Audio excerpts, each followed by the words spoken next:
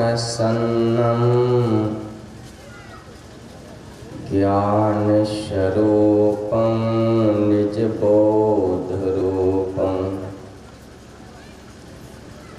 योगेन्द्रमेद्यं भवरोगवैद्यं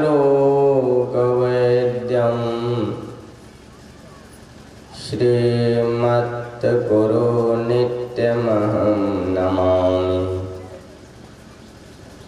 विश्वदर्पण दृश्यमान नगरी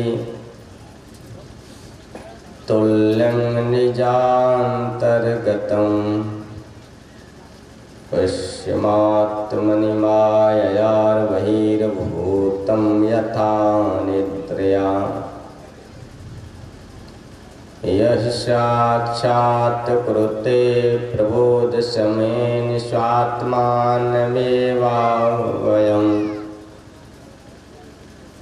श्रीगुरुदक्षिणामूर्ते नमः। श्रीगुरुमूर्ते नमः। बंदं गुरुपदकंज कृपा सिंधु नररूप हरि महामोहतम कुंज जासु वचन रवि करनिका। मेरा मुझ में कुछ नहीं, जो कुछ है सब तोर तेरा, तुझको सौंपते क्या लागेगा। लोकाभिरामं रंग रंग धीरं राजीवनेत्रं रघुवंशनाथं कारुण्यरूपं करुणाकरं तं श्रीरामचन्द्रं शरणं प्रपद्ये। श्रीरामचन्द्रं शरणं प्रपद्ये। बोलिए प्रेम से श्री सद्गुरु महाराज की। श्री सद्गुरु महाराज की जय। श्री सद्गुरु महाराज की।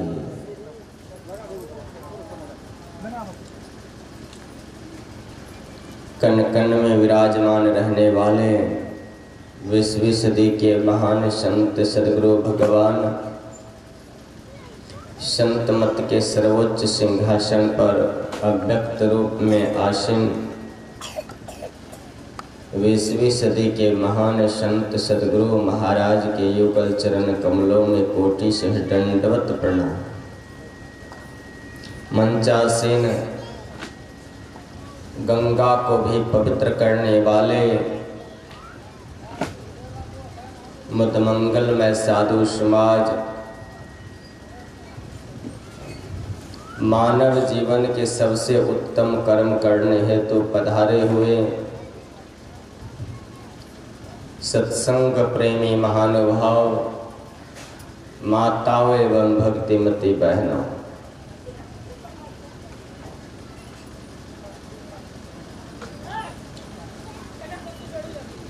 त्रिदिवसीय महान ज्ञान यज्ञ सत्संग यज्ञ का आज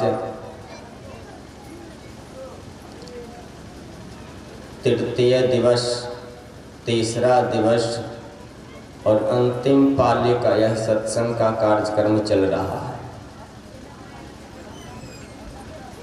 और अंतिम समय के सत्संग में जितने समय सुनाए जाते हैं सत्संग, सब सत्संगों का उसमें सार बातों को अवश्य दर्शाना पड़ता है। मुख्य बातों को अवश्य दर्शाना पड़ता है। और किसी भी तरह से जब सत्संग होता है तो जीव के उद्धार के लिए ही होता है। आप लोगों को राजकुमार मेहता जी आमंत्रित किए होंगे, पहले विदित कराए होंगे कि अमुक तारीख को निवास स्थान पर सत्संग का कार्यक्रम है और आप लोग ठीक समय से आकर सत्संग सुनने अवश्य आइएगा, ऐसा आप लोगों को विदित कराए होंगे।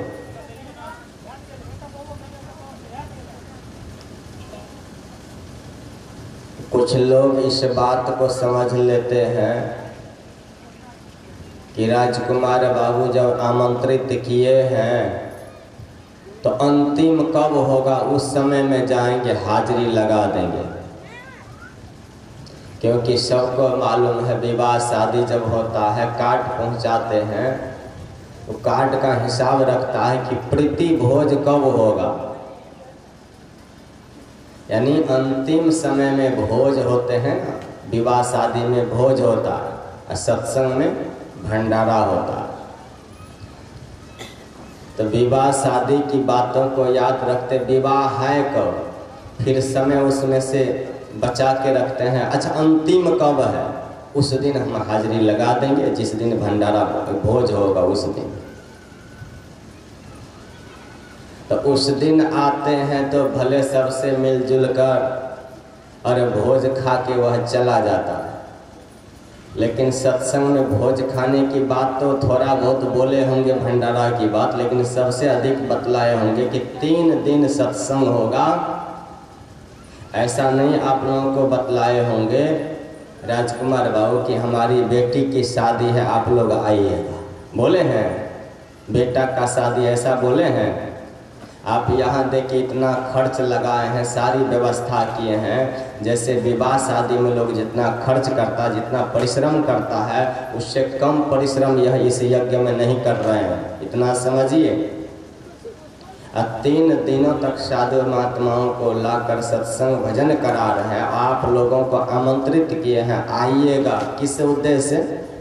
सत्संग सुनने के लिए, और अंतिम में प्रसाद जरूर भंडारा का पा के जाइएगा, ऐसा अवश्य आप लोगों को बोले होंगे। 3 दिनों में 3 बार सत्संग हुआ, एक दिन में 3 बार सत्संग हुआ है। 3 बार के सत्संग एक दिन में, 2 दिन में 6 बार, आज है 2 बार, 6 2 8 वक्त का सत्संग हुआ है। लेकिन 8 वक्तों के सत्संग में कितने बार भाग ले पाए हैं, तो अपने अपने दिल पर हाथ लेकर देखिएगा कि लाभ किसको है और हानि किसको है। जो सत्संग में भाग लिए होंगे उसका तो बड़ा पुण्य है। जो आए हैं, कुछ लोग तो आए हैं मेहमान, सब माताएं बहनें जो मेहमानी में आए हैं राजकुमार बाबू के यहाँ, तो वे लोग तो ये सोच रहे हैं कि गए हैं तो हिल मिल ले सबसे, कब आई बहन, कहाँ से आई है बहन, कहाँ से दीदी आई है, सबसे मिलजुल लेते, गपशप कर लेते। अरे गपशप करने का तो जीवन बीता है बहुत लंबा। यदि इस बार इस मनुष्य के शरीर में आकर वो सत्संग के आयोजन में आए, फिर भी सत्संग को नहीं श्रवण करेंगे, भक्ति को ठीक से नहीं जानेंगे, सत्संग को ठीक से नहीं जानेंगे, और ऐसे ही दीदी से मिलेंगे, बहन से मिलेंगे, भाई से मिलेंगे, कुटुंबों से मिलेंगे, कोई बाजार में साड़ी खरीद कर ला कर देने वाले होंगे कि हम तो छूट गए तो हम ले आते हैं। सत्संग छोड़कर वे साड़ी खरीदने चले जाते हैं। और कुछ लोग तो ऐसे होंगे कि हम थाली लेकर तो आए नहीं, मेहमानी में आए तो कम से कम थाली लेकर। सुनिए, यहाँ न थाली की ज़रूरत है, न साड़ी की ज़रूरत है, न किसी चीज़ की राजकुमार बाबू को ज़रूरत नहीं है। यहाँ उनके पास में केवल इतना ज़रूरत है कि हमारे जितने स्वजन संबंधी हैं, धर्म प्रेमी हैं, अधिक से अधिक आकर और बाबा के बातों को, यानी सत्संग के बातों को सुनेंगे, भगवान की भक्ति करेंगे, वे लोग सुनकर जाएंगे, थोड़ा सा पुण्य हमको भी मिलेगा। बोलिए प्रेम से श्री श्री बोले। लेकिन मेरे साथ में एक महात्मा रहता था जिसका नाम था राजकुमार। राजकुमार अररिया जिला का था, नाम नहीं कहूँगा। उसके घर पर जाकर आप लोग बोलिएगा कि आपकी खिदास कर रहे हैं महात्मा जी। तो राजकुमार अररिया जिला का था। मेरे साथ हरिद्वार में, उत्तराखंड में, देहरादून के क्षेत्र में रहते थे। तो उनको जब कोई प्रणाम करने के लिए आ जाते थे तो प्रणाम करने से उस महात्मा का आत्मिक, उस व्यक्ति का पुण्य जो छिन्न हो जाता, यानी जो प्रणाम करते हैं उसके पास में चला जाता।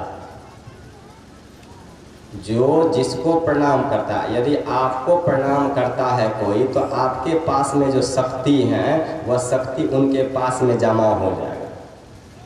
तो ऐसा जब उपदेश मिला तो राजकुमार कहता है कि हम नहीं कहते हैं किसी को प्रणाम करने के लिए, सबको मना करते मेरे को प्रणाम कोई नहीं करो, लेकिन मानता कोई नहीं है। जब कोई मानता नहीं, हम ध्यान भजन करते हैं, प्रणाम करके सारा पुण्य मेरा ले लेता है, तो हम काहे को भजन ध्यान करेंगे? नहीं करेंगे। आज से खाना है, सोना है, काम धंधा करना है, न हम कमाएंगे, भक्ति करेंगे ज़्यादा और न कोई पुण्य लेगा। तो एक दिन दो माता जी आई प्रणाम करने के लिए। तो उस दिन वे राजकुमार कहता है खूब प्रणाम करो, लो पैर में आगे मैं दे रहा हूँ, प्रणाम करो खूब माथा लगा के। हम ध्यान भजन करते ही नहीं, अब मिलेगा क्या? हम छोड़ दिए हैं 5-6 दिनों से, अब मिलेगा क्या? तो यहाँ पर जो राजकुमार बाबू के घर में आए हैं लोग स्वजन संबंधी, तो ये लोग भी सोच रहे हैं कि राजकुमार तो खूब पुण्य कमाने में लगा हुआ, लेकिन हम सत्संग सुनबे नहीं करेंगे, हम सुनेंगे नहीं ना राजकुमार को मिलेगा पुण्य।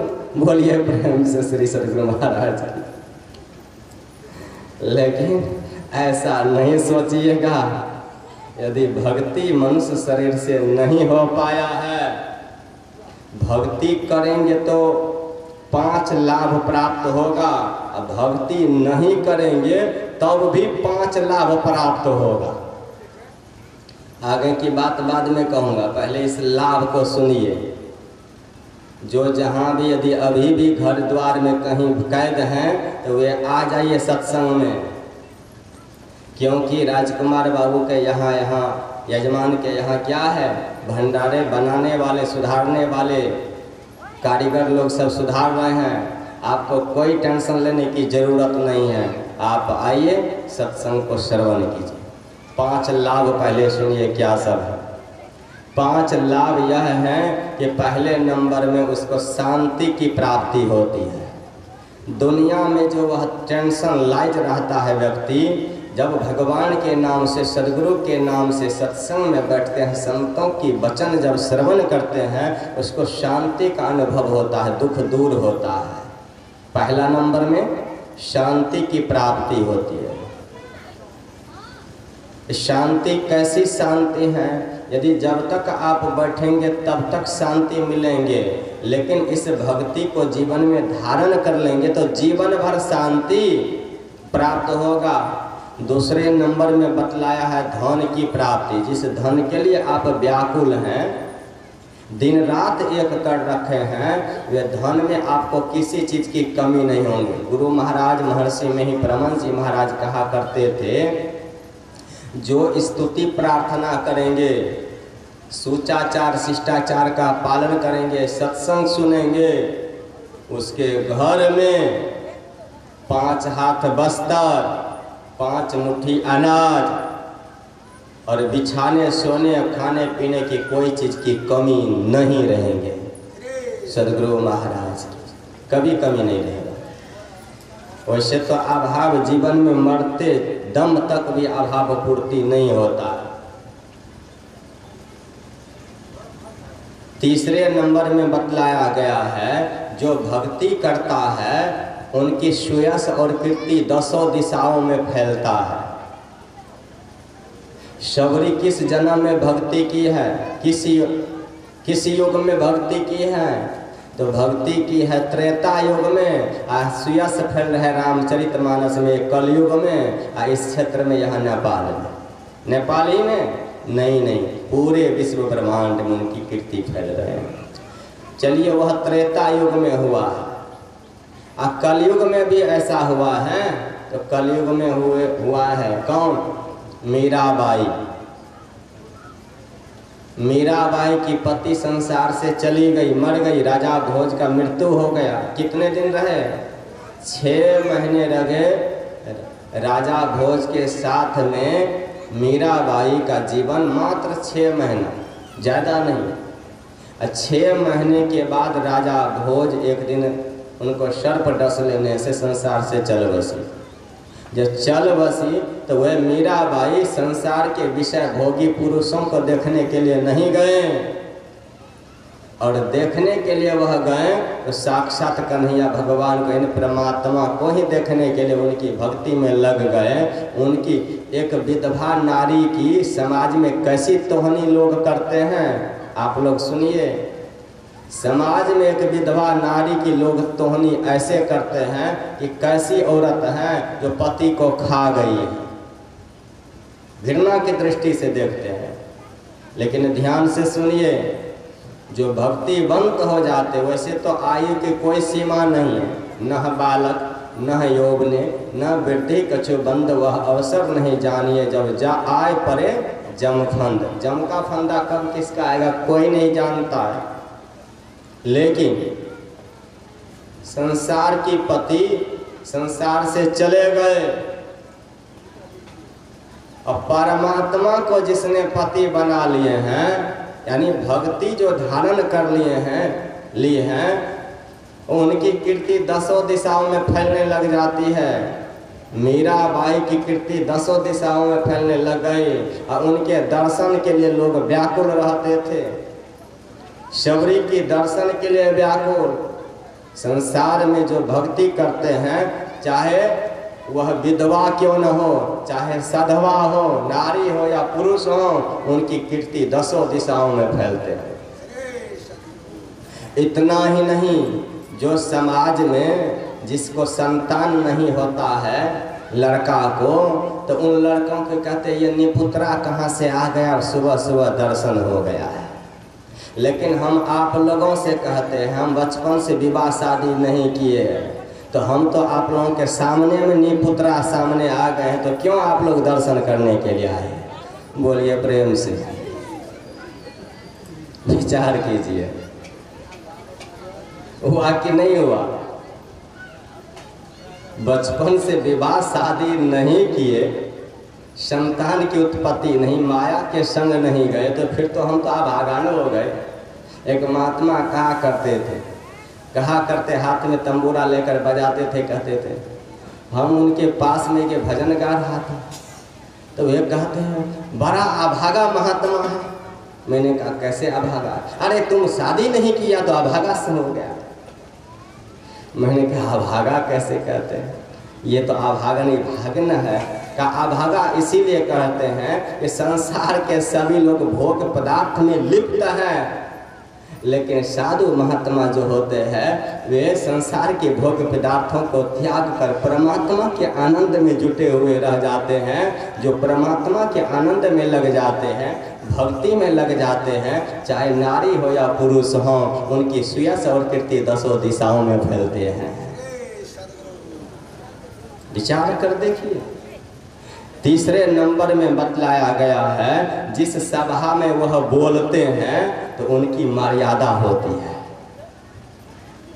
जिस सभा में वह कुछ बोलते हैं तो उनके ऊपर लोगों का प्रेम होता है। जिसके अंदर में भक्ति नहीं है, सेवा का गुण नहीं है, प्रेम नहीं है, परमात्मा की भक्ति नहीं है, तो उनके वह बोलते रहता है और कहता है देखो यह आदमी कैसा है, बोलता तो खूब है, करता है कुछ भी नहीं। उनकी सभा में मान्यता नहीं होती है। सभा में मान्यता उसकी होती है जिसके अंदर में भक्ति होता है। ये चौथा लाभ हुआ। और 5वां लाभ सुनिए। और उसकी मृत्यु जब होती है, और एक बात आप लोग सुन लीजिए, सत्संग में आइए तो सबसे पहले बैठने के लिए भी सीखिए, क्योंकि स्कूल में पाठशाला में जाते पढ़ने के लिए तो अ ब स लिखने से पहले बैठने के लिए सिखाते हैं विद्यार्थी को गुरुजी। ये सत्संग है, ज्ञानमय यज्ञशाला है। ज्ञानमय यज्ञशाला में बैठिए तो एक शरीर दूसरे शरीर से स्पर्श नहीं होना चाहिए। जगह की कमी नहीं है। भगवान श्री राम के परम भक्त भगवान श्री राम के परम भक्त, पीछे भी जगह खाली है, साइड में भी जगह खाली है, जहाँ जगह मिले वहीं बैठ जाइए। भगवान श्री राम के परम भक्त, सुन लीजिए, तब आप लोग जगह बदल दिए लगाइएगा। सुनिए 1 मिनट, तब जगह लगाइएगा, नहीं तो बिगड़ जाएगा काम, तब जगह बनाइएगा। भगवान श्री राम के परम भक्त थे कौन? कलयुग में आकर एक परम भक्त हुए हैं जिसका नाम था तुलसीदास जी महाराज। तो तुलसीदास जी महाराज जब सत्संग सुनाने लग जाते थे तो सत्संग सुनाते सुनाते इतना विभोर हो जाते, उनके सत्संग को सुनने के लिए आ जाते थे कौन? हनुमान जी भी आते थे। लेकिन हनुमान जी तो बड़े प्रतिष्ठित लोग न हुए हैं, आप लोग जानते हैं ना, जगह जगह चौराहे पर कहते हैं हनुमान जी के नाम ले लो तो भूत पिचास नहीं आएंगे, बजरंगबली का। ऐसे प्रतिष्ठित लोग जो भगवान राम के सत्संग में आए हैं, तुलसीदास जी महाराज के सत्संग में आए, तो उनको तो ऊपर का जगह न मिलना चाहिए बैठने के लिए, आगे में जगह न मिलना चाहिए। लेकिन तुलसीदास जी महाराज सत्संग सुनाते थे, सत्संग तो सुनाते थे, लेकिन तुलसीदास को पता नहीं था, सबसे पीछे में एक बूढ़ा आकर बैठा रहता था, सबसे पीछे में बैठे रहते, सब कोई आगे आगे और सबसे पीछे में, सब पंगत के पीछे में वह जाकर बैठे रहते और उनके शरीर पर मक्खी भिनकते रहता। तुलसीदास जी महाराज को पता नहीं था। और तुलसीदास जी महाराज का नियम था, जंगल जब शौच के लिए कमंडल में जल लेकर जाते थे तो शौचालय करके जो बच जाता था कमंडल में जल, उस जल को ले जाकर बबुल वृक्ष के पेड़ पर डाल देते थे। बबुल वृक्ष के पेड़ पर डाल देने से होता था क्या? तो उस बबुल वृक्ष पर एक प्रेत रहता था। प्रेत ऐसा था कि पानी के बगैर वह तड़पता रहता था। पापी जीव प्रेत योनि में जो प्राप्त रहता है, प्रेत की मुख ऐसे होते हैं सुई की नोक की बराबर। जो भजन ध्यान नहीं करता वह प्रेत योनि को प्राप्त होता है। वही प्रेत उस वृक्ष पर रहता था। जो शौचालय वाला पानी बचा रहता था, वह पानी जब उस पर मिलता था उसको, तो उसी से वह तृप्त होते होते एक पखवार यानी 15 दिन में प्रेत प्रसन्न हो गया कि वाह बहुत अच्छा है ये तुलसीदास हमको पानी पिला दिया। पानी के लिए तड़पते थे हम। तो एक दिन प्रकट होकर तुलसीदास जी महाराज से कहते हैं कि हे तुलसीदास, आप आज मांग लो मेरे से जो कुछ मांगना चाहते हैं। एक प्रेत पाप योनि में और तुलसीदास जी महाराज मनुष्य योनि में, और मनुष्य में रख के प्रेत कहता मेरे से मांग लो क्या मांगते हो। तो प्रेत का शरीर तो हवा वाला होता है, लेकिन शक्ति उनके पास होती है। इतनी शक्ति अपने जान कर कहा ये मांग लो जो मांगना चाहते हैं। तुलसीदास जी महाराज कहते हैं कि यदि तुम हो कौन सो तो पहले मतलब का मैं प्रेत हूँ पाप योनि का। यदि तुम देना चाहते हो प्रेत तो मुझे यह कर दो कि राम भगवान से मिला दो। अब प्रेत कहता है कहाँ पवित्रता और कहाँ यह नरक योनि, कभी नहीं हम मिला सकते हैं। उपाय बतला सकते हैं, उपाय बतला सकते हैं कि आप जब सत्संग आरंभ करते हैं तुलसीदास जी महाराज, तो आपके सत्संग में सबसे पीछे में आकर एक हनुमान जी आकर बैठते हैं, इतना हमको मालूम है। उन हनुमान जी के पास जाकर उनको पकड़िए, उनके चरणों में जाइए और उनसे रास्ता मांगिए आप, तो वह जरूर आपको बतला देंगे राम भगवान का पता। तो तुलसीदास जी महाराज आज जब सत्संग आरंभ किए तो तुलसीदास जी महाराज सत्संग भी कर रहे हैं, उसका नेत्र है दूर में। जैसे मेरा नेत्र कहाँ पर है, मेरा नेत्र है राजकुमार बाबू के जो स्वजन संबंधी आए हैं, तो मेरा ख्याल बना रहता है कि कौन किस घर में टीवी देख रहा है, कौन कहाँ मोबाइल चला रहा है। इतना खर्चा किए हैं, लाभ लेने वाला लाभ लेने को तैयार नहीं है, वो नरक जाने को तैयार है और जमराज की मुगदर खाने को तैयार है। तुलसीदास जी महाराज बैठे हैं, नजर रखे हैं पीछे में कि कौन आएंगे कौन बैठेंगे देखेंगे। देखा सत्संग आरंभ होने से पहले आ गया एक बूढ़ा आदमी।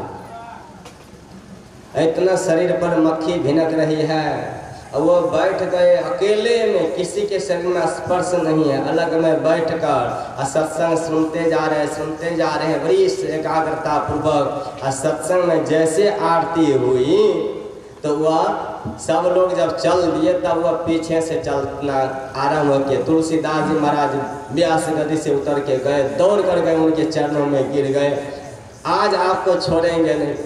और तुलसीदास जी महाराज से कहते हैं, वह भगवान के परम भक्त हनुमान जी कहते हैं, अरे मेरा शरीर देख रहे हो कैसा मक्खी भिनक रहा है, मेरे शरीर में क्यों आप स्पर्श करते हैं, आप कितने बड़े साधु हैं। तुलसीदास जी महाराज कहते हैं, हम तो आज समझे हैं कि मक्खी भिनक रहा शरीर में, लेकिन अंदर से आप कौन है हमको पता चल गया। आप हनुमान जी हैं कि नहीं, सो बोलिए तो जल्दी। पोल खुल गया, बोलिए प्रेम से श्री सद्गुरु महाराज की जय, पवन सुत हनुमान की जय। अब सत्संग में विचार कीजिए, कितने भक्त आते हैं सुनने के लिए, कौन कौन देवी देवता आते हैं सुनने के लिए। हनुमान जी भी भेष बदल कर आए सुनने के लिए, लेकिन यहाँ पर मनुष्य शरीर में आए हुए मनुष्य सत्संग सुनने को तैयार नहीं। और सुनने के लिए भी आते तो बैठने की शैली नहीं। जैसे हनुमान जी आए और अकेले में जाकर अलग अलग होकर बैठे, वैसे ही आप लोग भी थोड़ा थोड़ा पीछे खिसक जाइए, मान अपमान की बातों को त्याग कर फैल होकर बैठिए, जहाँ जगह मिले वहीं बैठ जाए। बोलिए प्रेम से श्री सद्गुरु महाराज। तब सत्संग का लाभ मिलता है। सत्संग में चिंता से नहीं बैठिए, शोक संताप से नहीं बैठिए, आनंद मन से बैठिए। मैं सुना रहा था आप लोगों को कि उन व्यक्ति का जो भक्ति करता है उनकी मृत्यु अच्छी होती है, उनकी मृत्यु अच्छी होती है। कितने नंबर पे गए वो भी ख्याल नहीं रहा है, 5वां नंबर पे उनकी मृत्यु क्या है, अच्छी होती है। कितनी अच्छी होती है सो ध्यान से सुन लीजिए। अभी पाठ के तरफ हम नहीं गया, पाठ की बातों तो सुनाए हैं आप लोगों को पूर्व वक्ता। मृत्यु उनकी अच्छी होती है। कलयुग में एक संत हुए मीराबाई, और उससे पहले हुए एक संत कबीर साहब, हुए तो बहुत संत हुए जिसकी गिनती नहीं है। लेकिन चलिए मीराबाई की कहानी मैं सुनाऊं। मीराबाई रणछोड़ भगवान के मंदिर में चले गए। जब संसार से बड़ी आकुल व्याकुल उनके देवर लोगों ने परेशान किया, जहर की प्याला पिलाने लग गए, तो मीराबाई गई। अब एकांत जगह पर मंदिर में बैठकर खूब भजन करती है, लेकिन अपने परमात्मा को याद करते हुए कहते हैं, प्रभु आ जाओ आ जाओ, जब तक आओगे नहीं। जैसे पति पत्नी एक साथ बैठकर भोजन करते हैं, वैसे ही आप भी आओ, आप भी भोजन करेंगे, हम भी भोजन करेंगे। जिद ऐसी हो गई उनके अंदर में, ऐसी जिद हो गई तो अब भगवान माने तो माने कैसे। अंत में मूर्ति से प्रकट होकर वो आ गए सामने। परमात्मा भगवान के लिए क्या है, वह तो अव्यक्त है और व्यक्त करना चाहते हैं कोई भक्त तो व्यक्त भी हो जाते हैं, सगुण भी है निर्गुण भी है, और सभी गुणों में रहते सबसे निराकार भी है। परमात्मा सब में रहते हुए सबसे अलग भी है। तो भगवान श्री कृष्णचंद्र आ गए और सामने खड़े हो गए। ये कलयुग की कहानी है। अब मीरा को 12 बज गए हैं रात, थक गई हैं, लेट गई जमीन पर, विभोर हो गई। ऐसी अवस्था में भगवान कहते हैं, मीरा तुम लेट गई हो, अर्थात नींद में चली जा रही हो, हम आ गए, तुम चिंता मत करो, उठो भोजन कर लो। मीराबाई की सखियां सब कहती है, जल्दी जल्दी मीरा उठो, देखो भगवान आ गए, भगवान आ गए। जिनके लिए तुम विचार करती थी, इतना दिन से भक्ति करती आए हैं, वे भगवान आ गए, उठो जल्दी। लेकिन मीराबाई क्या कहती है, अब हमको फुर्सत नहीं, बहुत बुलाए आए नहीं है, लेट करके आए तो हमको इतना फुर्सत नहीं है, नहीं मिलेंगे। मीराबाई की सखियां सब कहती बड़ा पगली है तो। सच में दुनिया के लोग पगली कहते हैं। एक तो परमात्मा को प्राप्त करने के लिए, दर्शन करने के लिए योगी सन्यासी महात्मा लोग जंगल में तप करते करते अपने शरीर को, हड्डी को गला देते हैं, फिर भी भगवान का दर्शन नहीं होता साधना करते करते। लेकिन तुम कैसी है, भगवान आगे प्रकट हो गए हैं, स्थूल रूप में प्रकट हो गए हैं, और तुम कहती हो कल आएंगे, तब अभी नहीं मिलेंगे। मीराबाई कहते तुम लोग सुन लो, कल जब भगवान इसी समय में 12 बजे रात में आएंगे मेरे पास, इसी मंदिर में, तब उनसे बात करेंगे। आज मैं नहीं बोलूँगी, आज मैं नहीं बोलूँगी, न कुछ मांगूंगी उनसे, कुछ भी नहीं करना। भगवान बेबस होकर फिर अंतर ध्यान हो गए। फिर दूसरे दिन रात्रि के समय में 12 बजे भगवान प्रकट हो गए। जब प्रकट हो गए स्थूल शरीर में आकर, तो कहते हैं मीरा मांगो, आज क्या मांगने चाहती हो, आज संपन्न तुम्हारी अपनी इच्छा जो भी हो सब कुछ मेरे से मांग लो। तो मीरा कहती है प्रभु, मैं तो इतना दिन सुना था कि परमात्मा के दर्शन से संसार के सारे दुख दूर हो जाते हैं, कोई चिंता नहीं रहती है, कोई लोभ नहीं रहता, कोई मोह नहीं रहता, संसार की कोई दुर्विकार नहीं रहता है, और कोई इच्छा ही नहीं रहते हैं परमात्मा के दर्शन से। अब आपके दर्शन से भी क्या मेरे अंदर में, मन में कोई भावना है कि कुछ मांग लूं? मेरे पास कुछ भी नहीं ऐसे कि मैं तुमसे, आपसे कुछ मांग लूं। भगवान ने कहा जब तुम नहीं मांगेगी तो कैसे, मैं आया हूं तो कुछ मेरे से जरूर मांगो। तो मीरा कहती है अब इस शरीर से, अब इस शरीर से आपका दर्शन हो गया है, भक्ति किए हैं आपका जीवन पर्यंत, अब इन शरीरों को इतना पवित्र आप कर दिए हैं कि इस शरीर को संसार के लोग आग लगाएंगे, जलाएंगे, छुएंगे, स्पर्श करेंगे, ये मेरे बस की नहीं है। मैं चाहती हूँ कि अब स्व शरीर अपने में आप समा लीजिए। और भगवान अंत में इस वचन को मान लिए, और मीराबाई स्व शरीर उस प्रतिमा में छोड़ भगवान की मूर्ति में स्व समा गए, शरीर सहित समा गए। बोलिए किसी भी तरह की उसको दुख भी हुआ, मरते समय चिल्लाना भी पड़ा, रोना भी पड़ा, जमराज भी आए नहीं आए। इसलिए संत कबीर साहब कहते हैं, आए हैं सो जाएंगे राजा रंक फकीर, एक सिंहासन चढ़ी चले, एक बंधे जात जंजीर। जो भक्ति करेंगे उनके लिए सिंहासन आएंगे, यानी मरते समय उसकी मृत्यु अच्छी होगी, सदगति होंगे, मरने के बाद सदगति होंगे, और जीवन काल में उसकी शक्ति, उनके अंदर में शक्ति भी बहुत हो जाएगा। 6ठे नंबर में क्या है, शक्ति। शक्ति भी आ जाते हैं उनके अंदर में। जो न करके लकीर सो करे फकीर, वो भी तो मनुष्य है, लेकिन उनके अंदर में कितनी शक्ति आ गई, वह भक्ति से। दूसरी एक भक्ति की कहानी में सुना देता हूँ। आज भक्ति की ही कहानी सुनना है। भक्त और भगवान की कहानी सुनने से, उनके जीवन पर्यंत सुनने से मानव के अंदर से वैराग्य जागृत हो जाता, भक्ति के प्रति प्रेम हो जाता, ईश्वर के प्रति प्रेम होता है। जनाबाई नाम की एक स्त्री थी, भक्ति। जनाबाई जब कपड़े धो रही तो इस एक जमाना था पहले, लोगों को इतना सुंदर सुंदर रेशम की साड़ियाँ, मखमल के गद्दे लोगों को नहीं मिलता था। कपड़े की बड़ी समस्या, लोगों के पास में भी एक पर एक कीमती कपड़े हैं, सूट बूट हैं, लेकिन वो जमाना ऐसा था इसी समय लोग कपड़े दूसरे की चुरा लेते थे। हाँ, वस्तु चुरा लिया करते थे उस समय में। सहज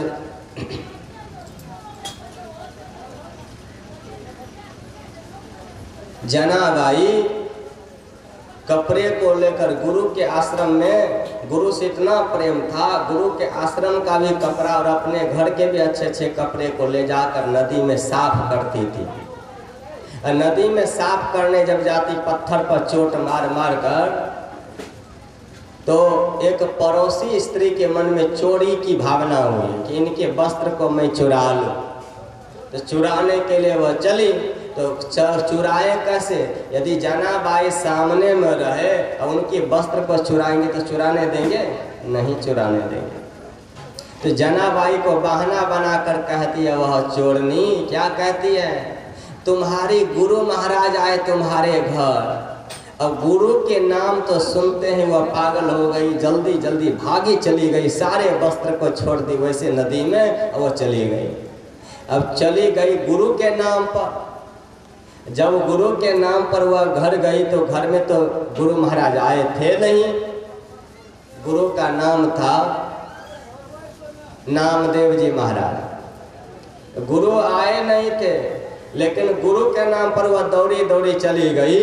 अब भक्ति जो करती थी उस भक्ति के प्रभाव से क्या हुआ, जब चोरनी चुराने के लिए गई है कपड़े कि अब जाके चुरा लेती हूँ, नदी में कोई नहीं है, उनका वस्त्र पड़ा हुआ है, तो उस समय में वह क्या करती है, जल्दी जल्दी दाएं बाएं भी चोरनी देख रही है और जल्दी जल्दी वह कपड़े को लेने के लिए जैसे जा रही है। गुरु की कृपा भक्ति के प्रभाव इतना हुआ है, ध्यान से सुनिए आप लोग, भक्ति का प्रभाव इतना हुआ कि ये कपड़े गुरु की कृपा से, भगवान की कृपा से, सदगुरु की कृपा से वे वस्त्र जो पानी में जैसे धोती थी जनाबाई, वैसे एक बार पानी में जाती है वह वस्त्र, और वही वस्त्र एक बार वह पत्थर पर जोर जोर से पटके जा रहे हैं। मनुष्य का कोई ठिकाना है, मनुष्य है ही नहीं कोई। एक बार पानी में, एक बार पत्थर पर, एक बार पानी में, एक बार पत्थर पर। दोपहर का समय हो, सुनसान स्थान हो, नदी में एक बार अपने आप कपड़ा जाए, एक बार पत्थर पर पटके जाए, तो क्या चोर के मन में डर होगा कि नहीं होगा? अब चोरने के मन में होता है, एक बार कपड़े नीचे जाते हैं पानी में आप से आप, और उठल के वो कपड़े धो रहे हैं, लगता है कोई प्रेतवा है, डर के मारे वह चोरनी कांपती हुई भाग गई, पता नहीं है, लगता है उसके अंदर में कोई सिद्धि शक्ति है, जनाबाई के अंदर में उस सिद्धि शक्ति से हो सकता है मुझे भी ना मार दे। डर के मारे वह चोरनी गई और जनाबाई के चरणों में गिर गई। कहते हैं माता हमें से बड़ा भूल हो गया, बड़ा भूल हो गया, इतना भूल हो गया है कि हम झूठ बोलकर आपको बोल दिए कि गुरु महाराज आए हैं घर पर, लेकिन घर पर नहीं आया था, मेरे मन के अंदर में पाप आया था, जिस पाप के प्रभाव से मैंने सोचा कि कपड़े चुरा लूं, लेकिन जैसे आप माता इधर आ गई वैसे ही कपड़े एक बार पानी में जाता है, एक बार पानी से निकलकर पत्थर पर आता है। अब इन बातों को देखकर मुझे भय हो गया, अब हम नहीं जी पाएंगे, मुझे रक्षा करो, मेरी रक्षा करो, मुझे माफ़ कर दो, माफ़ कर दो। जनाबाई दया की मूर्ति है। जनाबाई कहती है बेटी तुम घबराओ नहीं, जो कुछ हुआ सो हुआ, लेकिन ये शक्ति है, ये भक्ति का शक्ति है। बोलिए प्रेम से श्री सद्गुरु महाराज।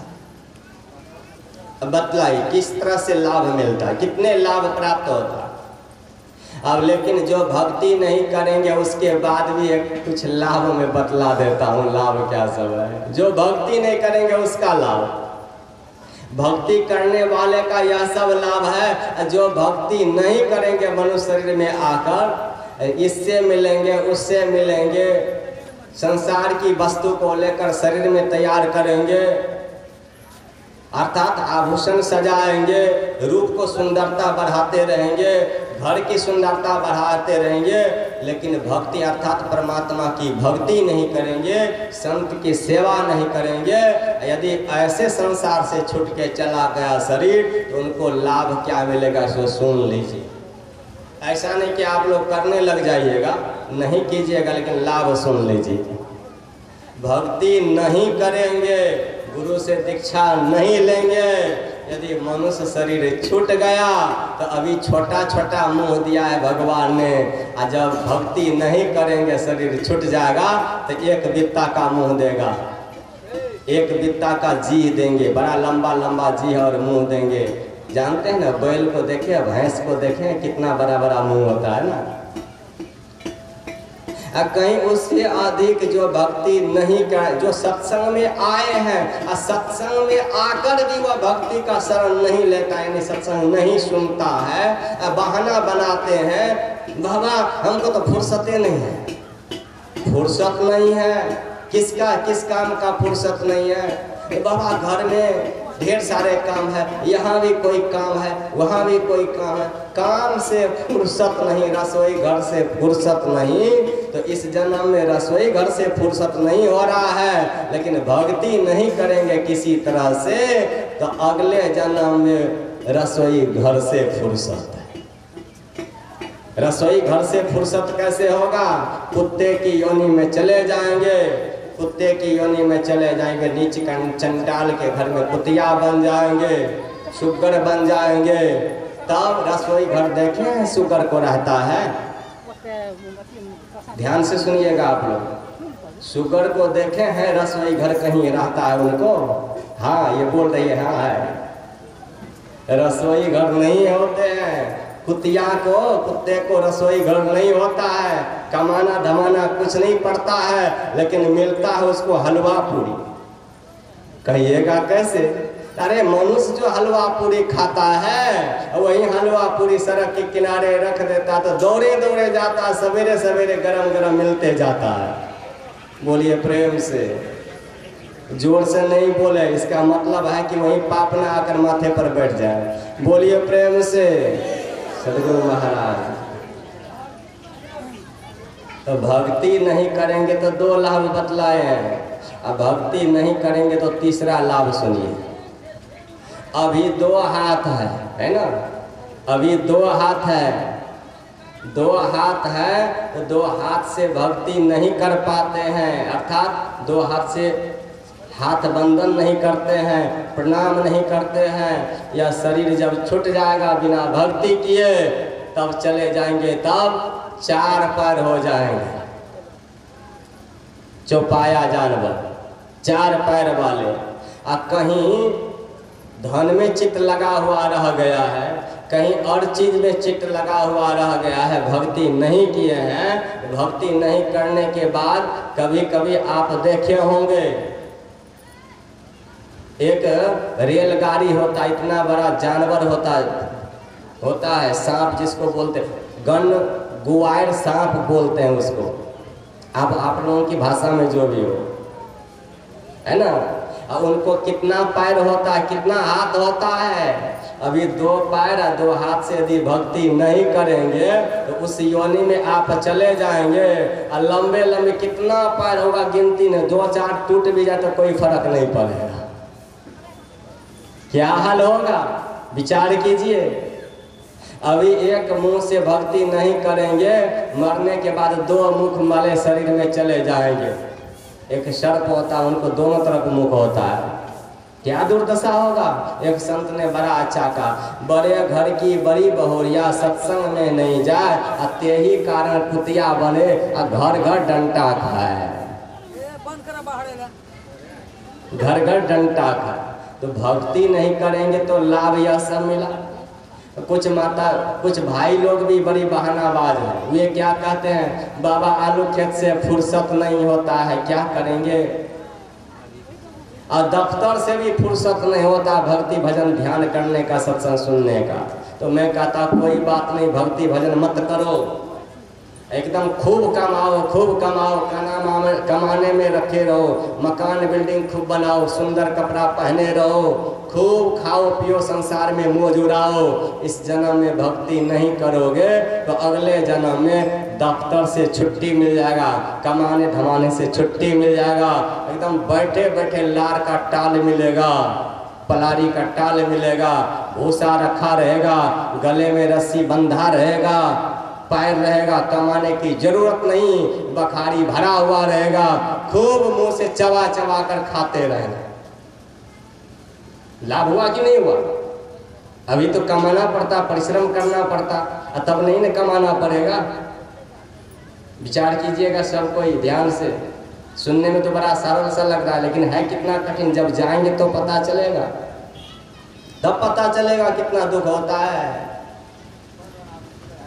दो चार पैर दो सिंह गंगा मुख, कैसे के हरि गुण गैबर, शूकर स्वान चराचर पशुआ, जन्म जन्म दुख पैबर। एक जन्म कौन का, कई जन्म तक दुख पाते रहेंगे, इतना दुख होगा। अभी फुर्सत नहीं, फुर्सत नहीं, फुर्सत नहीं। यमराज आ जाएंगे, उनको भी कह दीजिएगा कि अभी भक्ति करने का फुर्सत नहीं है। कुछ मनुष्य तो ऐसे हैं, इधर सब बहाना बना लेते हैं, लेकिन समय आएगा वो सत्संग से सुधर तो नहीं पाता है, सत्संग से सुधर नहीं पाता है। वो सुधरेगा कैसे? तो यमराज की मुगदर जब चलेगा तब वो सीधा हो जाएगा, तब वो सीधा होगा, ऐसे नहीं सीधा होने वाला। इसलिए संतों ने कहा है कि आपको बड़े मनुष्य का शरीर भी मिला है, आप मनुष्य शरीर से ही भक्ति कर सकते हैं, अन्य किसी शरीर से नहीं हो सकता है। इसलिए मनुष्य शरीर से आप भक्ति कीजिए। मनुष्य शरीर में बहुत प्रकार का आभूषण आप पहने, धनवान है, गुणवान है, प्रतिष्ठावान है, लेकिन भक्ति नहीं है आपके जीवन में, तो कैसी आपकी शोभा है? तो बहुत लोग अपनी सुंदरता को सजाने के लिए बहुत प्रकार के आभूषण शरीर पर लगाते हैं, लेकिन सारी आभूषण आपका फीका पड़ जाएगा। किसमें? तो गोस्वामी तुलसीदास जी महाराज कहते हैं जी सब्जी बहुत प्रकार का बना लीजिए। ये गिरिपति ऐसा है, नारायण बाबू के घर में मैं आया हूँ, राजकुमार बाबू के यहाँ, इनके यहाँ इतना प्रकार का व्यंजन बनाते हैं, तो मैं सोचते रहता हूँ ये खाऊं या वह खाऊं, इतने प्रकार के व्यंजन बना लेते हैं। मैं कहता हूँ ज़्यादा नहीं, सादा सदी बना लीजिए, लेकिन इतना माताओं बहनों में इतनी प्रेम है कि बहुत प्रकार के व्यंजन सुधार कर देते हैं सबको खाने के लिए, साधु महात्माओं को, बड़ी अच्छी बात है। लेकिन मैं एक बात कह रहा हूँ कि व्यंजन बहुत प्रकार का बना लीजिए, सब्जी दाल चावल सब कुछ, लेकिन उसमें नमक नहीं पड़े तो स्वाद कैसा होगा? ऐसे ही आपके जीवन में सुंदर चेहरा है, सुंदर काले काले बाल है, धन है, पुत्र है, पत्नी है, सारी प्रतिष्ठा आपके पास में है, लेकिन भक्ति नहीं है तो आपका जीवन सूना है, बेकार है। कुछ लोग मेरे से और बात कहते हैं, महाराज क्या करेंगे, हम तो जाते मानता कोई नहीं है। जब कोई मानता नहीं, हम ध्यान भजन करते हैं, प्रणाम करके सारा पुण्य मेरा ले लेता है, तो हम काहे को भजन ध्यान करेंगे? नहीं करेंगे। आज से खाना है, सोना है, काम धंधा करना है, न हम कमाएंगे, भक्ति करेंगे ज़्यादा, और न कोई पुण्य लेगा। तो एक दिन दो माता जी आई प्रणाम करने के लिए, तो उस दिन वे राजकुमार कहता है खूब प्रणाम करो, लो पैर में आगे मैं दे रहा हूँ, प्रणाम करो खूब माथा लगा के। हम ध्यान भजन करते ही नहीं, अब मिलेगा क्या? हम छोड़ दिए हैं 5-6 दिनों से, अब मिलेगा क्या? तो यहाँ पर जो राजकुमार बाबू के घर में आए हैं लोग स्वजन संबंधी, तो ये लोग भी सोच रहे हैं कि राजकुमार तो खूब पुण्य कमाने में लगा हुआ, लेकिन हम सत्संग सुनबे नहीं करेंगे, हम सुनेंगे नहीं ना राजकुमार को, मिलेगा पुण्य। बोलिए प्रेम से श्री सदगुरु महाराज। लेकिन ऐसा नहीं सोचिएगा, यदि भक्ति मनुष्य शरीर से नहीं हो पाया है, भक्ति करेंगे तो 5 लाभ प्राप्त होगा, और भक्ति नहीं करेंगे तब भी 5 लाभ प्राप्त होगा। आगे की बात बाद में कहूँगा, पहले इस लाभ को सुनिए। जो जहाँ भी यदि अभी भी घर द्वार में कहीं कैद हैं, तो वे आ जाइए सत्संग में, क्योंकि राजकुमार बाबू के यहाँ यजमान के यहाँ क्या है, भंडारे बनाने वाले, सुधारने वाले कारीगर लोग सब सुधार रहे हैं। आपको कोई टेंशन लेने की ज़रूरत नहीं है, आप आइए सत्संग को श्रवण कीजिए। 5 लाभ पहले सुनिए क्या सब है। 5 लाभ यह है कि पहले नंबर में उसको शांति की प्राप्ति होती है। दुनिया में जो वह टेंशन लाइज रहता है व्यक्ति, जब भगवान के नाम से, सदगुरु के नाम से सत्संग में बैठते हैं, संतों की वचन जब श्रवण करते हैं, उसको शांति का अनुभव होता है, दुख दूर होता है। पहला नंबर में शांति की प्राप्ति होती है। शांति कैसी शांति है? यदि जब तक आप बैठेंगे तब तक शांति मिलेंगे, लेकिन इस भक्ति को जीवन में धारण कर लेंगे तो जीवन भर शांति प्राप्त होगा। दूसरे नंबर में बतलाया है धन की प्राप्ति। जिस धन के लिए आप व्याकुल हैं, दिन रात एक कर रखे हैं, वे धन में आपको किसी चीज़ की कमी नहीं होगी। गुरु महाराज महर्षि में ही परमहंस जी महाराज कहा करते थे जो स्तुति प्रार्थना करेंगे, सुचाचार शिष्टाचार का पालन करेंगे, सत्संग सुनेंगे, उसके घर में 5 हाथ बस्तर, 5 मुट्ठी अनाज और बिछाने सोने खाने पीने की कोई चीज़ की कमी नहीं रहेंगे। सदगुरु महाराज की कभी कमी नहीं रहेगा। वैसे तो अभाव जीवन में मरते दम तक भी अभाव पूर्ति नहीं होता। तीसरे नंबर में बतलाया गया है, जो भक्ति करता है उनकी सुयश और कीर्ति 10 दिशाओं में फैलता है। शबरी किस जन्म में भक्ति की है, किस युग में भक्ति की है? तो भक्ति की है त्रेता युग में, सुयश फैल रहे रामचरितमानस में कलयुग में, इस क्षेत्र में यहाँ नेपाल में। नेपाली में नहीं, पूरे विश्व ब्रह्मांड में उनकी कीर्ति फैल रहे हैं। चलिए, वह त्रेता युग में हुआ है। कलयुग में भी ऐसा हुआ है। तो कलयुग में हुआ है कौन? मीराबाई। मीराबाई की पति संसार से चली गई, मर गई। राजा भोज का मृत्यु हो गया। कितने दिन रहे? 6 महीने रहे राजा भोज के साथ में। मीराबाई का जीवन मात्र 6 महीना, ज़्यादा नहीं। 6 महीने के बाद राजा भोज एक दिन उनको सर्प डस लेने से संसार से चल बसी।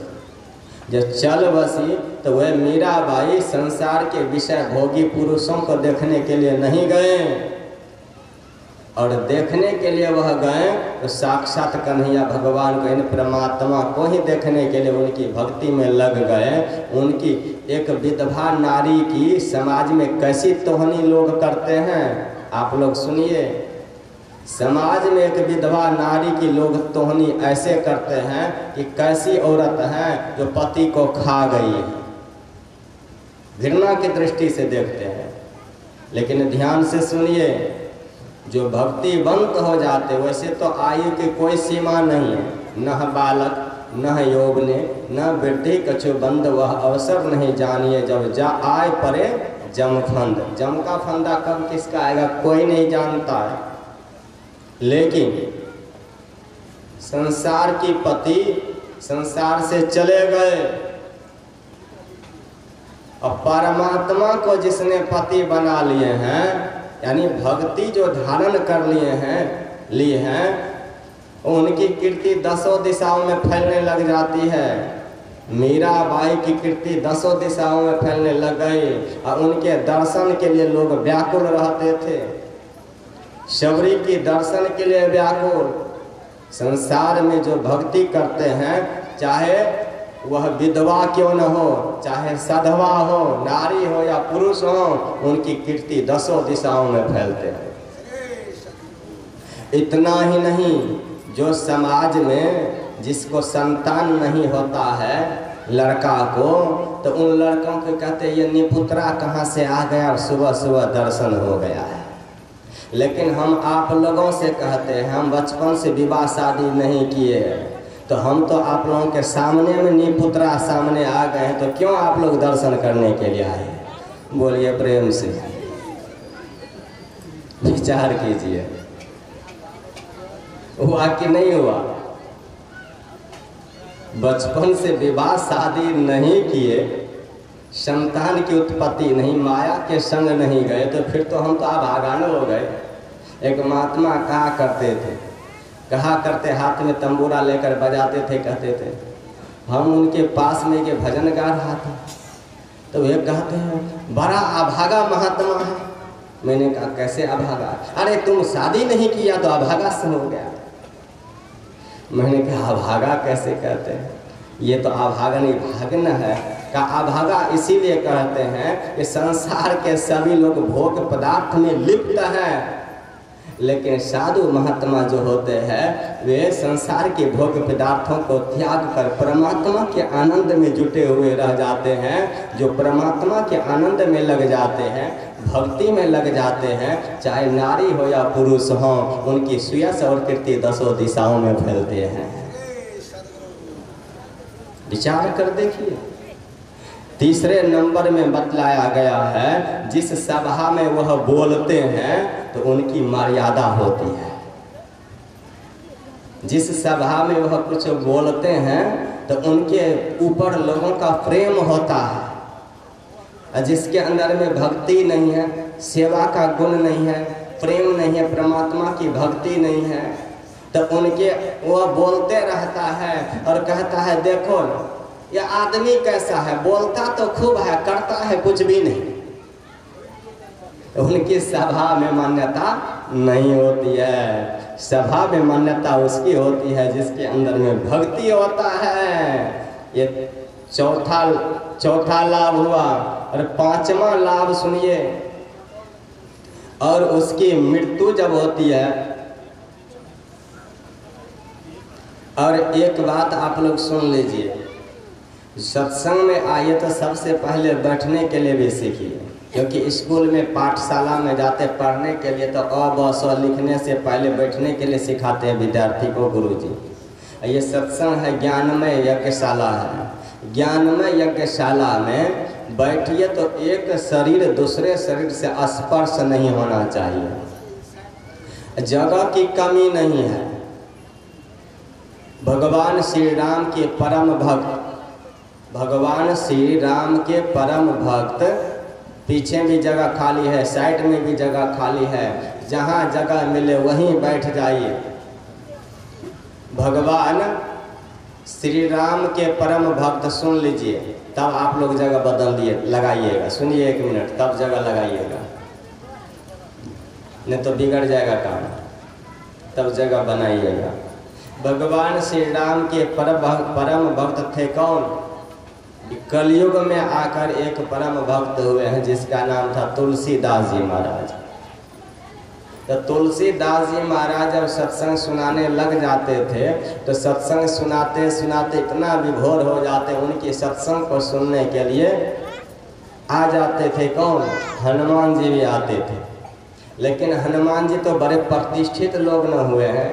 आप लोग जानते हैं ना, जगह जगह चौराहे पर कहते हैं हनुमान जी के नाम ले लो तो भूत पिचास नहीं आएंगे, बजरंग बली का। ऐसे प्रतिष्ठित लोग जो भगवान राम के सत्संग में आए हैं, तुलसीदास जी महाराज के सत्संग में आए, तो उनको तो ऊपर का जगह न मिलना चाहिए बैठने के लिए, आगे में जगह न मिलना चाहिए। लेकिन तुलसीदास जी महाराज सत्संग सुनाते थे। सत्संग तो सुनाते थे लेकिन तुलसीदास को पता नहीं था, तो बूढ़ा आकर बैठा रहता था, सबसे पीछे में बैठे रहते, सब कोई आगे आगे और सबसे पीछे में, सब पंगत के पीछे में वह जाकर बैठे रहते और उनके शरीर पर मक्खी भिनकते रहता। तुलसीदास जी महाराज को पता नहीं था। तुलसीदास जी महाराज का नियम था, जंगल जब शौच के लिए कमंडल में जल लेकर जाते थे तो शौचालय करके जो बच जाता था कमंडल में जल, उस जल को ले जाकर बबुल वृक्ष के पेड़ पर डाल देते थे। बबुल वृक्ष के पेड़ पर डाल देने से होता था क्या? तो उस बबुल वृक्ष पर एक प्रेत रहता था। प्रेत ऐसा था कि पानी के बगैर वह तड़पता रहता था। पापी जीव प्रेत योनि में जो प्राप्त रहता है, प्रेत की मुख ऐसे होते हैं सुई की नोक की बराबर। जो भजन ध्यान नहीं करता वह प्रेत योनि को प्राप्त होता है। और वही प्रेत उस वृक्ष पर रहता था। जो शौचालय वाला पानी बचा रहता था, वह पानी जब उस पर मिलता था उसको, तो उसी से वह तृप्त होते होते एक पखवार यानी 15 दिन में प्रेत प्रसन्न हो गया कि वाह बहुत अच्छा है, तुलसीदास हमको पानी पिला दिया। पानी के लिए तड़पते थे हम। तो एक दिन प्रकट होकर तुलसीदास जी महाराज से कहते हैं कि हे तुलसीदास, आप आज मांग लो मेरे से जो कुछ मांगना चाहते हैं। एक प्रेत पाप योनि में और तुलसीदास जी महाराज मनुष्य योनि में, और मनुष्य में रख के प्रेत कहता मेरे से मांग लो क्या मांगते हो। तो प्रेत का शरीर तो हवा वाला होता है, लेकिन शक्ति उनके पास होती है। इतनी शक्ति अपने जान कर कहा ये मांग लो जो मांगना चाहते हैं। तुलसीदास जी महाराज कहते हैं कि यदि तुम हो कौन सो तो पहले मतलब का मैं प्रेत हूँ पाप योनि का। कि यदि तुम देना चाहते हो प्रेत तो मुझे यह कर दो कि राम भगवान से मिला दो। अब प्रेत कहता है कहाँ पवित्रता और कहाँ यह नरक योनि, कभी नहीं हम मिला सकते हैं। उपाय बतला सकते हैं, उपाय बतला सकते हैं कि आप जब सत्संग आरंभ करते हैं तुलसीदास जी महाराज, तो आपके सत्संग में सबसे पीछे में आकर एक हनुमान जी आकर बैठते हैं, इतना हमको मालूम है। उन हनुमान जी के पास जाकर उनको पकड़िए, उनके चरणों में जाइए और उनसे रास्ता मांगिए आप, तो वह जरूर आपको बतला देंगे राम भगवान का पता। तो तुलसीदास जी महाराज आज जब सत्संग आरंभ किए तो तुलसीदास जी महाराज सत्संग भी कर रहे हैं, उसका नेत्र है दूर में। जैसे मेरा नेत्र कहाँ पर है, मेरा नेत्र है राजकुमार बाबू के जो स्वजन संबंधी आए हैं, तो मेरा ख्याल बना रहता है कि कौन किस घर में टीवी देख रहा है, कौन कहाँ मोबाइल चला रहा है। इतना खर्चा किए हैं, लाभ लेने वाला लाभ लेने को तैयार नहीं है, वो नरक जाने को तैयार है और जमराज की मुगदर खाने को तैयार है। तुलसीदास जी महाराज बैठे हैं, नजर रखे हैं पीछे में कि कौन आएंगे कौन बैठेंगे देखेंगे। देखा सत्संग आरंभ होने से पहले आ गया एक बूढ़ा आदमी, इतना शरीर पर मक्खी भिनक रही है, वो बैठ गए अकेले में, किसी के शरीर में स्पर्श नहीं है, अलग में बैठकर सत्संग सुनते जा रहे हैं बड़ी एकाग्रता पूर्वक। सत्संग में जैसे आरती हुई तो वह सब लोग जब चल दिए तब वह पीछे से चलना आरंभ हो गया। तुलसीदास जी महाराज व्यास गद्दी से उतर के गए, दौड़ कर गए, उनके चरणों में गिर गए, आज आपको छोड़ेंगे नहीं। और तुलसीदास जी महाराज से कहते हैं, वह भगवान के परम भक्त हनुमान जी कहते हैं, अरे मेरा शरीर देख रहे हो कैसा मक्खी भिनक रहा है, मेरे शरीर में क्यों आप स्पर्श करते हैं, आप कितने बड़े साधु हैं। तुलसीदास जी महाराज कहते हैं, हम तो आज समझे हैं कि मक्खी भिनक रहा शरीर में, लेकिन अंदर से आप कौन है हमको पता चल गया। आप हनुमान जी हैं कि नहीं, सो बोलिए तो जल्दी। पोल खुल गया, बोलिए प्रेम से श्री सद्गुरु महाराज की जय, पवन सुत हनुमान की जय। अब सत्संग में विचार कीजिए, कितने भक्त आते हैं सुनने के लिए, कौन कौन देवी देवता आते हैं सुनने के लिए। हनुमान जी भी भेष बदल कर आए सुनने के लिए, लेकिन यहाँ पर मनुष्य शरीर में आए हुए मनुष्य सत्संग सुनने को तैयार नहीं, और सुनने के लिए भी आते तो बैठने की शैली नहीं। जैसे हनुमान जी आए और अकेले में जाकर अलग अलग होकर बैठे, वैसे ही आप लोग भी थोड़ा थोड़ा पीछे खिसक जाइए, मान अपमान की बातों को त्याग कर फैल होकर बैठिए, जहाँ जगह मिले वहीं बैठ जाए। बोलिए प्रेम से श्री सद्गुरु महाराज। तब सत्संग का लाभ मिलता है। सत्संग में चिंता से नहीं बैठिए, शोक संताप से नहीं बैठिए, आनंद मन से बैठिए। मैं सुना रहा था आप लोगों को कि उन व्यक्ति का जो भक्ति करता है उनकी मृत्यु अच्छी होती है, उनकी मृत्यु अच्छी होती है।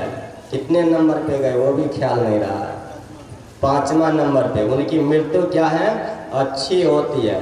कितनी अच्छी होती है सो ध्यान से सुन लीजिए। अभी पाठ के तरफ हम नहीं गया, पाठ की बातों तो सुनाए हैं आप लोगों को पूर्व वक्ता।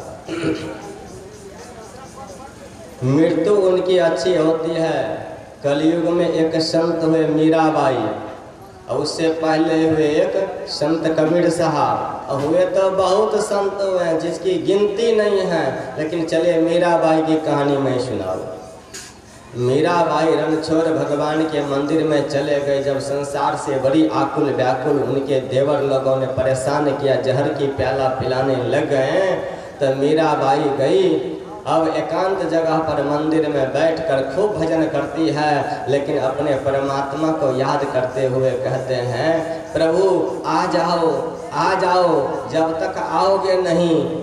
जैसे पति पत्नी एक साथ बैठकर भोजन करते हैं, वैसे ही आप भी आओ, आप भी भोजन करेंगे, हम भी भोजन करेंगे। जिद ऐसी हो गई उनके अंदर में, ऐसी जिद हो गई तो अब भगवान माने तो माने कैसे। अंत में मूर्ति से प्रकट होकर वो आ गए सामने। परमात्मा भगवान के लिए क्या है, वह तो अव्यक्त है और व्यक्त करना चाहते हैं कोई भक्त तो व्यक्त भी हो जाते हैं, सगुण भी है, निर्गुण भी है, और सभी गुणों में रहते सबसे निराकार भी है। परमात्मा सब में रहते हुए सबसे अलग भी है। तो भगवान श्री कृष्णचंद्र आ गए और सामने खड़े हो गए। ये कलयुग की कहानी है। अब मीरा को 12 बज गए हैं रात, थक गई हैं, लेट गई जमीन पर, विभोर हो गई। ऐसी अवस्था में भगवान कहते हैं मीरा तुम लेट गई हो, अर्थात नींद में चली जा रही हो, हम आ गए, तुम चिंता मत करो, उठो भोजन कर लो। मीराबाई की सखियां सब कहती है जल्दी जल्दी मीरा उठो, देखो भगवान आ गए, भगवान आ गए। जिनके लिए तुम विचार करती थी, इतना दिन से भक्ति करती आए हैं, वे भगवान आ गए, उठो जल्दी। लेकिन मीराबाई क्या कहती है, अब हमको फुर्सत नहीं, बहुत बुलाए आए नहीं है, लेट करके आए तो हमको इतना फुर्सत नहीं है, नहीं मिलेंगे। मीराबाई की सखियां सब कहती बड़ा पगली है तो। सच में दुनिया के लोग पगली कहते हैं। एक तो परमात्मा को प्राप्त करने के लिए, दर्शन करने के लिए जोगी सन्यासी महात्मा लोग जंगल में तप करते करते अपने शरीर को, हड्डी को गला देते हैं, फिर भी भगवान का दर्शन नहीं होता साधना करते करते। लेकिन तुम कैसी है, भगवान आगे प्रकट हो गए हैं, स्थूल रूप में प्रकट हो गए हैं, और तुम कहती हो कल आएंगे तब, अभी नहीं मिलेंगे। मीराबाई कहते तुम लोग सुन लो, कल जब भगवान इसी समय में 12 बजे रात में आएंगे मेरे पास इसी मंदिर में, तब उनसे बात करेंगे। आज मैं नहीं बोलूँगी, आज मैं नहीं बोलूँगी, न कुछ मांगूंगी उनसे, कुछ भी नहीं करना। भगवान बेबस होकर फिर अंतर ध्यान हो गए। फिर दूसरे दिन रात्रि के समय में 12 बजे भगवान प्रकट हो गए। जब प्रकट हो गए स्थूल शरीर में आकर, तो कहते हैं मीरा मांगो, आज क्या मांगने चाहती हो, आज संपन्न तुम्हारी अपनी इच्छा जो भी हो सब कुछ मेरे से मांग लो। तो मीरा कहती है प्रभु मैं तो इतना दिन सुना था कि परमात्मा के दर्शन से संसार के सारे दुख दूर हो जाते हैं, कोई चिंता नहीं रहती है, कोई लोभ नहीं रहता, कोई मोह नहीं रहता, संसार की कोई दुर्विकार नहीं रहता है, और कोई इच्छा ही नहीं रहते हैं परमात्मा के दर्शन से। अब आपके दर्शन से भी क्या मेरे अंदर में मन में कोई भावना है कि कुछ मांग लूं? मेरे पास कुछ भी नहीं ऐसे कि मैं तुमसे आपसे कुछ मांग लूं। भगवान ने कहा जब तुम नहीं मांगेगी तो कैसे, मैं आया हूँ तो कुछ मेरे से जरूर मांगो। तो मीरा कहती है अब इस शरीर से आपका दर्शन हो गया है, भक्ति किए हैं आपका जीवन पर्यंत, अब इन शरीरों को इतना पवित्र आप कर दिए हैं कि इस शरीर को संसार के लोग आग लगाएंगे, जलाएंगे, छुएंगे, स्पर्श करेंगे, ये मेरे बस की नहीं है। मैं चाहती हूँ कि अब स्व शरीर अपने में आप समा लीजिए। और भगवान वचन को मान लिए और मीराबाई स्व शरीर उस प्रतिमा में छोड़ भगवान की मूर्ति में स्व समा गए, शरीर सहित समा गए। बोलिए किसी भी तरह की उसको दुख भी हुआ, मरते समय चिल्लाना भी पड़ा, रोना भी पड़ा, जमराज भी आए नहीं आए। इसलिए संत कबीर साहब कहते हैं आए हैं सो जाएंगे, राजा रंक फकीर, एक सिंहासन चढ़ी चले, एक बंधे जात जंजीर। जो भक्ति करेंगे उनके लिए सिंहासन आएंगे, यानी मरते समय उसकी मृत्यु अच्छी होगी, सदगति होंगे, मरने के बाद सदगति होंगे, और जीवन काल में उसकी शक्ति, उनके अंदर में शक्ति भी बहुत हो जाएगा। 6ठे नंबर में क्या है, शक्ति। शक्ति भी आ जाते हैं उनके अंदर में। जो न करके लकीर सो करे फकीर, वो भी तो मनुष्य है, लेकिन उनके अंदर में कितनी शक्ति आ गई वह भक्ति से। दूसरी एक भक्ति की कहानी मैं सुना देता हूँ। आज भक्ति की ही कहानी सुनना है। भक्त और भगवान की कहानी सुनने से, उनके जीवन पर्यंत सुनने से मानव के अंदर से वैराग्य जागृत हो जाता, भक्ति के प्रति प्रेम हो जाता, ईश्वर के प्रति प्रेम होता है। जनाबाई नाम की एक स्त्री थी, भक्ति, जनाबाई जब कपड़े धो रही तो इस एक जमाना था पहले, लोगों को इतना सुंदर सुंदर रेशम की साड़ियाँ, मखमल के गद्दे लोगों को नहीं मिलता था। कपड़े की बड़ी समस्या, लोगों के पास में भी एक पर एक कीमती कपड़े हैं, सूट बूट हैं, लेकिन वो जमाना ऐसा था इसी समय लोग कपड़े दूसरे की चुरा लेते थे। हाँ, वस्तु चुरा लिया करते थे। उस समय में सहज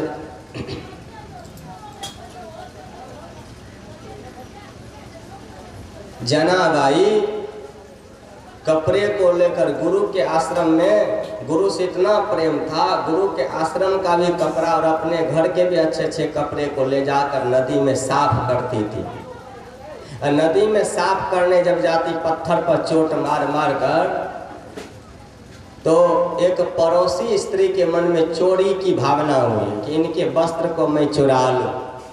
तो चुराने के लिए वह चली, तो चुराए कैसे? यदि जनाबाई सामने में रहे और उनके वस्त्र को चुराएंगे तो चुराने देंगे? नहीं चुराने देंगे।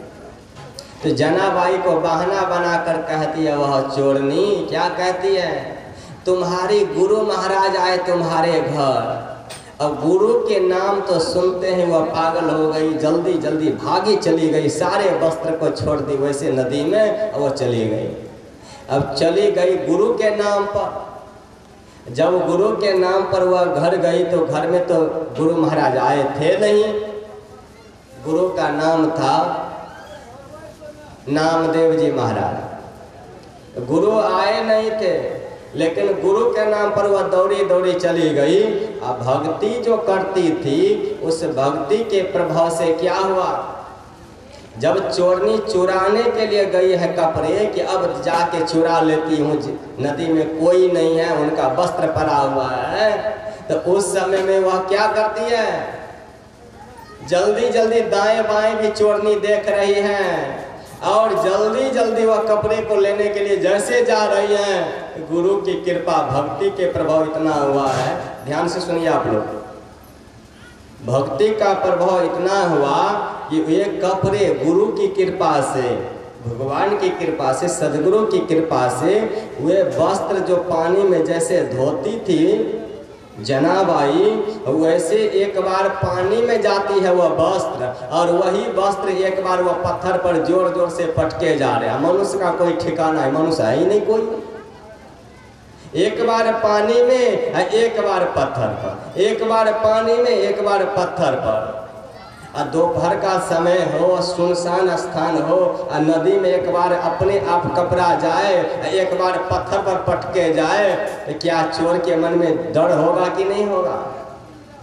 अब चोरने के मन में होता है एक बार कपड़े नीचे जाते हैं पानी में आप से आप और उठल के वो कपड़े धो रहे हैं, लगता है कोई प्रेतवा है, डर के मारे वह चोरनी कांपती हुई भाग गई, पता नहीं है, लगता है उसके अंदर में कोई सिद्धि शक्ति है, जनाबाई के अंदर में उस सिद्धि शक्ति से हो सकता है मुझे भी ना मार दे।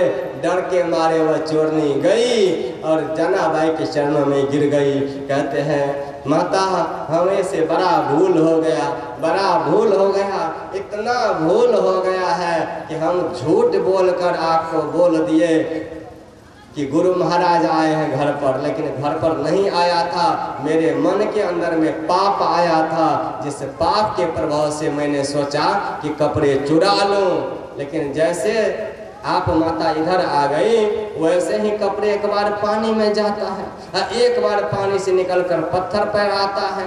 अब इन बातों को देखकर मुझे भय हो गया, अब हम नहीं जी पाएंगे, मुझे रक्षा करो, मेरी रक्षा करो, मुझे माफ़ कर दो, माफ़ कर दो। जनाबाई दया की मूर्ति हैं। जनाबाई कहती है बेटी तुम घबराओ नहीं, जो कुछ हुआ सो हुआ, लेकिन ये शक्ति है, ये भक्ति का शक्ति है। बोलिए प्रेम से श्री सद्गुरु महाराज। अब बतलाइए किस तरह से लाभ मिलता है, कितने लाभ प्राप्त होता है। अब लेकिन जो भक्ति नहीं करेंगे उसके बाद भी एक कुछ लाभ में बतला देता हूँ, लाभ क्या सब है। जो भक्ति नहीं करेंगे उसका लाभ, भक्ति करने वाले का यह सब लाभ है। जो भक्ति नहीं करेंगे मनुष्य शरीर में आकर इससे मिलेंगे, उससे मिलेंगे, संसार की वस्तु को लेकर शरीर में तैयार करेंगे, अर्थात आभूषण सजाएंगे, रूप को सुंदरता बढ़ाते रहेंगे, घर की सुंदरता बढ़ाते रहेंगे, लेकिन भक्ति अर्थात परमात्मा की भक्ति नहीं करेंगे, संत की सेवा नहीं करेंगे, यदि ऐसे संसार से छूट के चला गया शरीर तो उनको लाभ क्या मिलेगा सो सुन लीजिए। ऐसा नहीं कि आप लोग करने लग जाइएगा, नहीं कीजिएगा, लेकिन लाभ सुन लीजिए। भक्ति नहीं करेंगे, गुरु से दीक्षा नहीं लेंगे, यदि मनुष्य शरीर छूट गया तो अभी छोटा छोटा मुंह दिया है भगवान ने, और जब भक्ति नहीं करेंगे शरीर छूट जाएगा तो एक बित्ता का मुंह देगा, एक बित्ता का जी देंगे, बड़ा लंबा लंबा जी और मुंह देंगे। जानते हैं ना, बैल को देखे, भैंस को देखे, कितना बड़ा बड़ा मुंह होता है ना।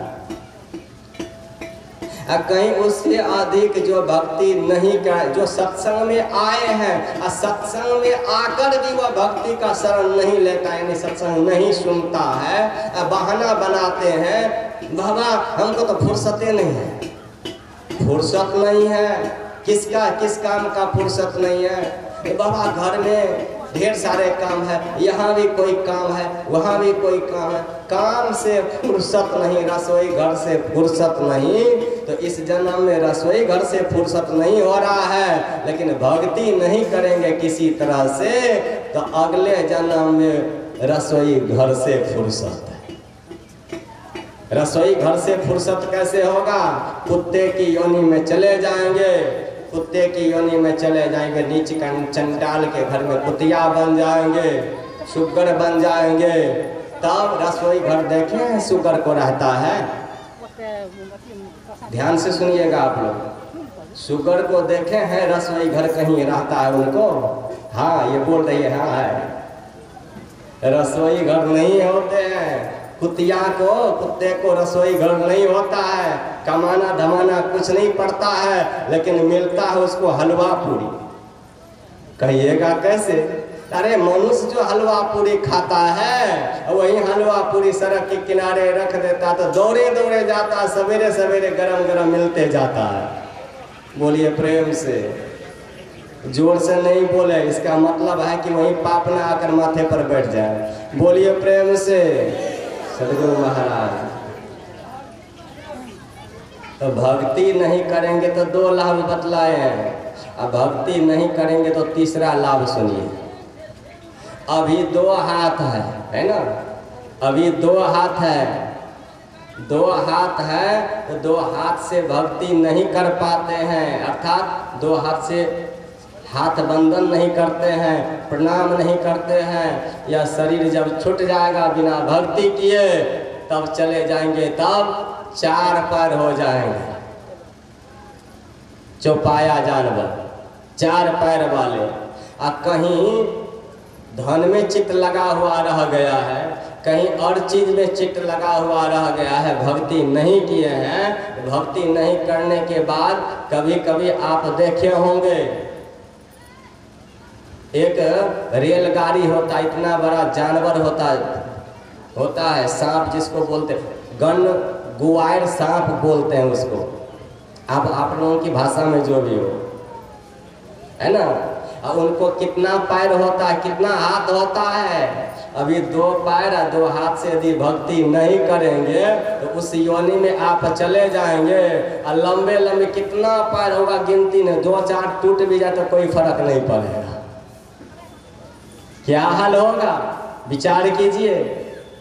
अभी एक मुंह से भक्ति नहीं करेंगे, मरने के बाद दो मुख वाले शरीर में चले जाएंगे। एक सर्प होता है, उनको दोनों तरफ मुख होता है, दुर्दशा होगा। एक संत ने बड़ा अच्छा कहा, बड़े घर की बड़ी बहुरिया सत्संग में नहीं जाए, ते ही कारण कुतिया बने घर घर डंटा खाए, घर घर डंटा खाए। तो भक्ति नहीं करेंगे तो लाभ यह सब मिला। कुछ भाई लोग भी बड़ी बहानाबाज हैं, वे क्या कहते हैं, बाबा आलू खेत से फुर्सत नहीं होता है, क्या करेंगे। और दफ्तर से भी फुर्सत नहीं होता भक्ति भजन ध्यान करने का, सत्संग सुनने का। तो मैं कहता कोई बात नहीं, भक्ति भजन मत करो, एकदम खूब कमाओ, कमाने में रखे रहो, मकान बिल्डिंग खूब बनाओ, सुंदर कपड़ा पहने रहो, खूब खाओ पियो, संसार में मौज उड़ाओ। इस जन्म में भक्ति नहीं करोगे तो अगले जन्म में दफ्तर से छुट्टी मिल जाएगा, कमाने धमाने से छुट्टी मिल जाएगा, एकदम बैठे बैठे लार का टाल मिलेगा, पलारी का टाल मिलेगा, भूसा रखा रहेगा, गले में रस्सी बंधा रहेगा, पैर रहेगा, कमाने की जरूरत नहीं, बखारी भरा हुआ रहेगा, खूब मुंह से चबा चबा कर खाते रहेंगे। लाभ हुआ कि नहीं हुआ? अभी तो कमाना पड़ता, परिश्रम करना पड़ता, तब नहीं ना कमाना पड़ेगा। विचार कीजिएगा सब कोई ध्यान से।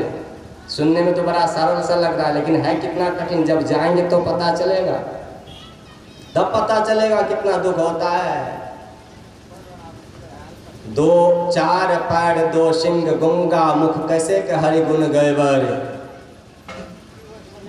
शूकर स्वान चराचर पशुआ, जन्म जन्म दुख पैबर। एक जन्म कौन का, कई जन्म तक दुख पाते रहेंगे, इतना दुख होगा।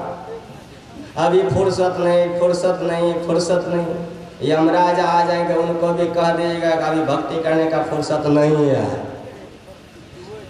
कुछ मनुष्य तो ऐसे हैं, इधर सब बहाना बना लेते हैं, लेकिन समय आएगा वो सत्संग से सुधर तो नहीं पाता है, सत्संग से सुधर नहीं पाता है। वो सुधरेगा कैसे? तो यमराज की मुगदर जब चलेगा तब वो सीधा हो जाएगा, तब वो सीधा होगा, ऐसे नहीं सीधा होने वाला।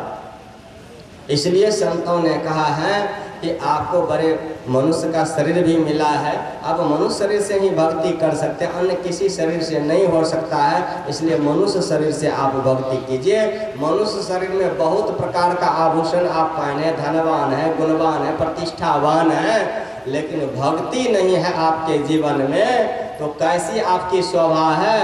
तो बहुत लोग अपनी सुंदरता को सजाने के लिए बहुत प्रकार के आभूषण शरीर पर लगाते हैं, लेकिन सारे आभूषण आपका फीका पड़ जाएगा। किसमें? तो गोस्वामी तुलसीदास जी महाराज कहते हैं जी सब्जी बहुत प्रकार का बना लीजिए। ये गिरिपति ऐसा है, नारायण बाबू के घर में मैं आया हूँ, राजकुमार बाबू के यहाँ, इनके यहाँ इतना प्रकार का व्यंजन बनाते हैं तो मैं सोचते रहता हूँ ये खाऊं या वह खाऊं, इतने प्रकार के व्यंजन बना लेते हैं। मैं कहता हूँ ज़्यादा नहीं, सादा सदी बना लीजिए, लेकिन इतना माताओं बहनों में इतनी प्रेम है कि बहुत प्रकार के व्यंजन सुधार कर देते हैं सबको खाने के लिए, साधु महात्माओं को, बड़ी अच्छी बात है। लेकिन मैं एक बात कह रहा हूँ कि व्यंजन बहुत प्रकार का बना लीजिए, सब्जी दाल चावल सब कुछ, लेकिन उसमें नमक नहीं पड़े तो स्वाद कैसा होगा? ऐसे ही आपके जीवन में सुंदर चेहरा है, सुंदर काले काले बाल है, धन है, पुत्र है, पत्नी है, सारी प्रतिष्ठा आपके पास में है, लेकिन भक्ति नहीं है तो आपका जीवन सूना है, बेकार है। कुछ लोग मेरे से और बात कहते हैं, महाराज क्या करेंगे, हम तो जाते